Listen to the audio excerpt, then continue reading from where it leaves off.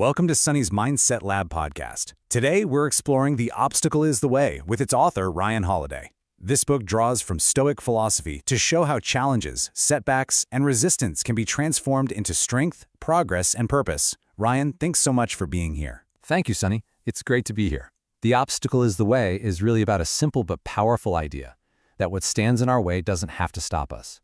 With the right approach, it can actually become the path forward. So let's start with the line that really inspired the whole book. It's from the Roman Emperor Marcus Aurelius, and he says, "The impediment to action advances action. What stands in the way becomes the way." Now, that can sound a little bit like a riddle at first. What did he really mean by that? Well, you're right. It sounds paradoxical, but what he's giving us is a formula. It's the idea that in every obstacle, there's a hidden opportunity. He's saying that the thing we think is blocking us, whether it's a difficult boss, a financial crisis, or a personal failure, that very thing can be used as fuel. The path forward isn't by going around the problem, it's by going directly through it. The obstacle itself becomes the material we use to create a new way forward. That's a powerful reframing, and you've built a whole framework out of that idea, broken down into 3 disciplines: perception, action, and will. Can you walk us through how these 3 parts work together? Absolutely. They're 3 interconnected steps. It starts with how we see things, our perception. Then it moves to what we do, our action. And finally, it deals with how we endure and accept the things we can't change, our will. Together, they form a complete system for turning any challenge to our advantage. So it's a process then, not just a single mindset shift, but a series of steps you can take. Exactly. It's a continuous loop. You first work on how you perceive your problems. Are you seeing them with clarity or through a fog of emotion? Then you take deliberate action based on that clear perception. And for the parts of the obstacle that remain, you cultivate the internal will to endure. It all starts with that first step, with perception. Okay, let's dive into that. Why is perception the absolute first step? It seems like action would be more important when you're facing a problem. Because how we see a problem dictates every single thing that follows. If our perception is clouded by fear, panic, or our own biases, we're going to make bad decisions. We'll react instead of respond. But if we can strip away the subjective story we tell ourselves and see things objectively, for what they truly are, we gain an incredible advantage. We're no longer fighting our fears, we're just dealing with the facts on the ground. So you're saying we need to control our perspective before we can control the situation. Are there any historical figures who really embodied this? A fantastic example is the young John D. Rockefeller. Long before he was an oil tycoon, he was a bookkeeper during the massive financial panic of 1857. The economy was collapsing, businesses were failing everywhere. While everyone else was panicking, Rockefeller stayed calm. He saw it as a learning opportunity, even calling the crisis a school of adversity and stress. A school of adversity? That's an incredible way to frame a disaster. So his calm perception actually gave him an edge? It gave him the ultimate edge. That clear-headedness allowed him to see weaknesses in the economy that everyone else missed in their panic. This ability to stay calm and objective in the middle of a storm became his trademark, and it was really the foundation of his entire fortune. But this isn't just a strategy for billionaires. This power of perception applies directly to our own lives, especially when we're facing something that feels deeply personal or unjust. Which brings us back to Marcus Aurelius. He wrote, "Choose not to be harmed, and you won't feel harmed. Don't feel harmed, and you haven't been." How can that possibly be true?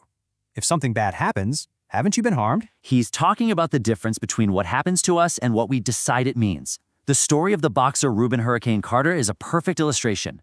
He was wrongfully imprisoned for a crime he didn't commit, an unbelievable injustice. But in prison, he refused to act like a prisoner. He told his captors he was not powerless. He chose to maintain his inner freedom, his attitude, his beliefs. He couldn't control the bars on his cell, but he could control his response to them. And ultimately, that inner strength was a key part of his fight for exoneration. He decided how that event would define him. So it's about controlling our emotional reaction. You talk about a Greek concept for this, apatheia. Can you explain what that is? It sounds a bit like apathy. Right, and it's a critical distinction. It's not apathy, which is a lack of caring. Apatheia is a state of calm equanimity. It's the absence of overwhelming, irrational emotions. It's a skill you can train. Think about NASA astronauts. What's the most important part of their training? It's learning not to panic. They are put through simulations of every possible disaster over and over again, so that when the real thing happens, they can stay calm and focused on solving the problem, not on the fear. So how do we train ourselves to do that, to achieve that kind of objectivity when we're feeling stressed or overwhelmed? There's a great concept from the 16th century samurai Miyamoto Musashi. He talked about the difference between the perceiving eye and the observing eye. The perceiving eye is weak. It sees things through the filter of our emotions, our fears, our judgments. But the observing eye is strong. It sees objective reality. It sees things simply as they are. The discipline of perception is about training ourselves to use that observing eye, to see what is, not the story we're telling ourselves about it. Okay, that makes sense. So we've managed our perception, we're using our observing eye, and we see the situation with objective clarity. The obvious next question is, what do we do about it? Precisely. And that brings us to the second discipline in the framework, action. So what kind of action are we talking about here? Is it just about working hard? It's more than that. It's about what the Stoics called right action. This isn't just frantic, undirected effort. It's action that is persistent, creative, and courageous. It's about taking deliberate, methodical steps to dismantle the obstacles in front of us. And one of the best historical examples of this is the great Athenian orator, Demosthenes. Right. Demosthenes had a really rough start. He had pretty much every disadvantage you could imagine for someone who wanted to be a public speaker. Exactly. He had a debilitating speech impediment, he was frail, his lungs were weak. By all accounts, he should have chosen a different career. But he was determined, so he took relentless action. He would practice speaking with pebbles in his mouth to strengthen his tongue. He would rehearse speeches while running up hills to build his lung capacity. He even shaved half his head so he'd be too embarrassed to go outside and would be forced to stay in and study. He didn't just overcome his obstacles, he used them as the very tools to forge his incredible strength. That's an intense example, but for most of us, the obstacle isn't a speech impediment. It might just be the sheer size of a project or problem. It can feel paralyzing. How do we take action then? For those big, overwhelming challenges, we can use a concept known as the process, which was made famous by the football coach Nick Saban. The idea is simple. You break down the huge task into its smallest possible components. You don't think about winning the championship. You think about executing this one play, right now, perfectly. You focus only on the present moment. You do the one thing in front of you, and you do it well. By trusting those small steps, even the most daunting mountains become climbable. This all makes a lot of sense for the things that we can actually affect and break down. But what about the obstacles we simply can't change? The things that are completely out of our control? A chronic illness, a tragic loss, a market that has turned against you. What do we do then? And that's where the third discipline comes in. It's our final trump card. This is the discipline of the will. So what exactly is the will in this context? The will is our internal power. It's about building what the Stoics called an inner citadel, a fortress of resilience inside ourselves that no external event, no matter how terrible, can ever breach. We can't always control what happens to us, but we can always control how we respond. The will is our capacity for endurance, for patience, for acceptance. It's the understanding that while the world outside can be chaotic, the fortress inside us can remain calm and strong. You take this idea even further with a Latin phrase, amor fati.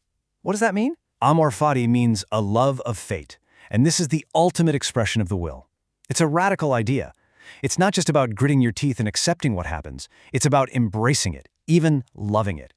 It's the mindset that sees every single event, especially the difficult ones, as a gift. It's a teacher. It's an opportunity to practice courage, patience, or resilience. This is how we are truly transformed by adversity, instead of just being broken by it. So let's bring it all together. We have these three distinct disciplines: perception, action, and will. How do they work together to form a complete system where the obstacle truly does become the way? They create a powerful, repeatable process that we can apply to any problem we face in life. Can you walk us through that loop one last time? Of course. First, we use perception to see the situation with objective clarity and find the opportunity that's hidden inside the obstacle. Then we use action, directed, creative action, to break that obstacle down piece by piece. And finally, for the parts that we cannot change, for what remains, we use our will to endure, to accept, and to find strength in it. Through this process, what started as a trial becomes a triumph. What started as misfortune is transformed into good fortune. Ryan, thank you for walking us through The Obstacle is the Way. This conversation gives our listeners a timeless framework for facing difficulty with clarity, courage, and purpose. So I want to leave our audience with a final question to reflect on, right from the heart of your work. What is the one obstacle in your life that you can begin to see as an opportunity? Thank you, Sunny. I hope these ideas help people see challenges differently, not as barriers, but as opportunities to grow stronger. This has been Sunny's Mindset Lab. Thank you for listening, and we'll see you in the next episode.